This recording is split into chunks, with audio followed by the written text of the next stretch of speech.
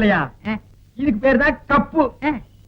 இதுக்கு மேல கோழி முட்டை மாதிரி இருக்குது பாரு, இதுக்கு பேரு மேண்டில்.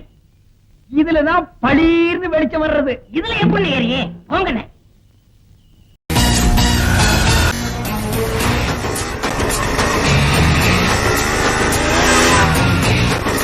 இவன் என்ன ஓவர் செக் பண்ணி போறான்.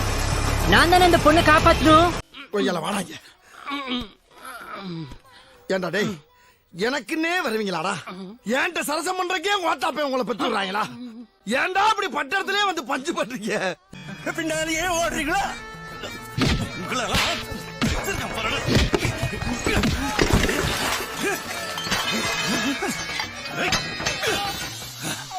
டாக்டர் மொக்கச்சாமி. ஹலோ.